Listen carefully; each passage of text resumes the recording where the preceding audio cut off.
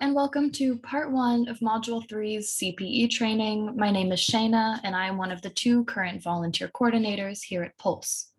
Check the Meet the Professional Staff page on Canvas if you have questions of who plays what role and has what responsibilities currently here at Pulse. Today, we're talking about barriers to communication that we all face. We'll start out by talking about the difference between sympathy and empathy. While this may feel like review for you, we find it important to reemphasize that there's a difference between these two responses. Sympathy is feeling for someone, a sense of feeling sorry for them, whereas empathy is different from feeling for. Empathy is an attempt to feel with someone. If you have the desire right now, you can try to come up with different responses that are empathetic or sympathetic to someone sharing a hard issue. Examples I'm going to give you right now, if you'd like to practice this, are if someone has had a rejection from a job, or if they're sharing about something really personal that's going on between them and a partner. From creating your own potential responses, which you can do right now, just pause this video, you can determine if the responses you've come up with are more empathy-oriented or sympathy-oriented. We're going to totally change gears. We're now going to turn to understanding what makes people approachable. Often when we assess if someone is approachable, we look for 5 things. We evaluate their demeanor. We determine if they'll understand what we're sharing. We determine if they have the time to listen. We evaluate if we feel they're confidential and won't spread what we've shared. And we're worried about judgment.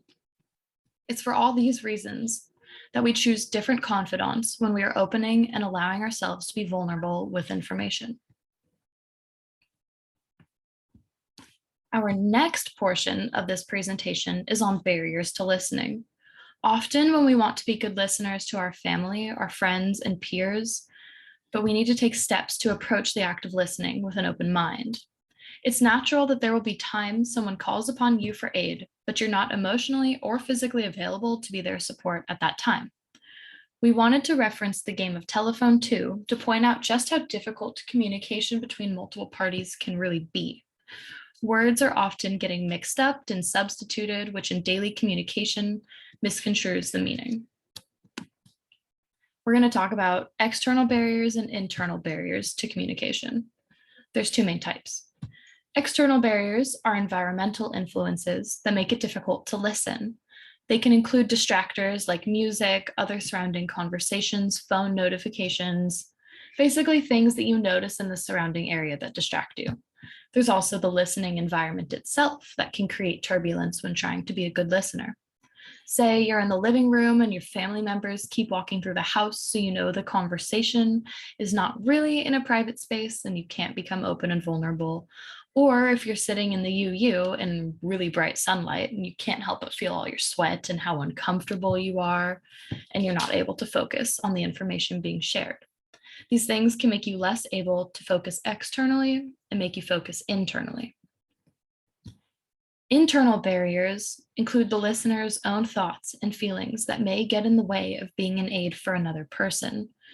Barriers include letting your mind wander, judging the speaker, trying to fix the speaker's problems rather than just listening, showing signs of disinterest or a need to leave, dismissing their feelings, and not discussing confidentiality. During the conversation, especially as a mandated reporter, it's important to let the person confiding in you know that what they share may lead to you getting professionals involved. And that's a good and a very useful thing. It means greater care and truly listening to an individual's needs, not just from you, but also from other individuals who can really make a change if there needs to be a change. Enabling is the final part of this video.